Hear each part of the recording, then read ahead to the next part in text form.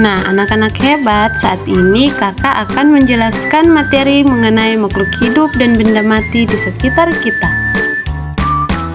Nah, tujuan pembelajaran yang akan kakak sampaikan yaitu 1. Peserta didik dapat mengidentifikasi ciri-ciri makhluk hidup dan benda mati di sekitarnya melalui pengamatan. 2. Peserta didik dapat mengidentifikasi perbedaan ciri-ciri makhluk hidup dan benda mati di sekitarnya melalui diskusi.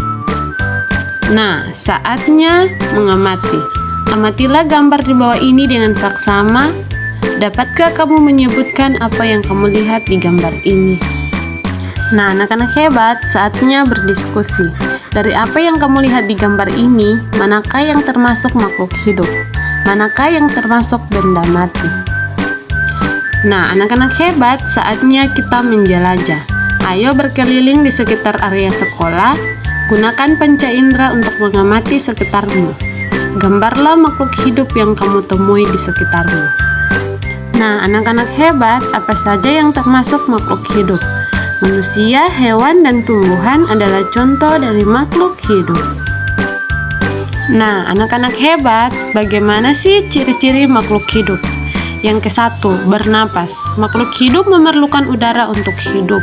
Bernapas adalah proses menghirup udara dari lingkungan. Ciri-ciri makhluk hidup yang kedua yaitu bergerak. Makhluk hidup dapat bergerak sehingga dapat berpindah tempat. Manusia dan hewan dapat berpindah dari satu tempat ke tempat lainnya.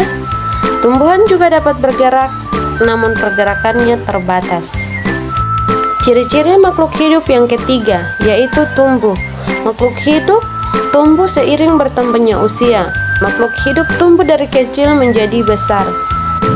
Ciri-ciri makhluk hidup yang keempat yaitu berkembang biak.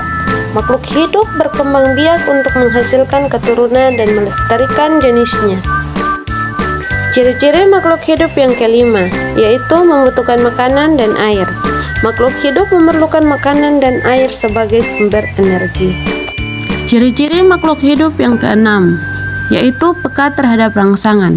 Makhluk hidup memiliki kemampuan untuk peka terhadap rangsangan yang diterimanya. Nah, anak-anak hebat, saatnya kita menjelajah. Ayo berkeliling di sekitar area kelasmu. Gunakan panca indera untuk mengamati sekitarmu. Gambarlah benda mati yang kamu temui. Nah, anak-anak hebat, apa saja yang termasuk benda mati? Benda mati adalah semua jenis benda yang tidak memiliki ciri-ciri kehidupan. Contohnya gambar di bawah ini. Bagaimana sih ciri-ciri benda mati? Yang pertama, tidak bernapas. Yang kedua, tidak tumbuh. Yang ketiga, tidak berkembang biak. Yang keempat, tidak dapat bergerak tanpa bantuan. Yang kelima, tidak memerlukan makanan dan air. Dan yang keenam, tidak peka terhadap rangsangan. Nah, anak-anak hebat, saatnya kita berdiskusi. Dapatkah kamu menyebutkan perbedaan ciri-ciri makhluk hidup dan benda mati?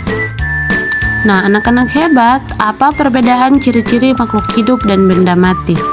Makhluk hidup dapat bernapas, bergerak, tumbuh, berkembang biak, memerlukan makanan dan air, serta peka terhadap rangsangan.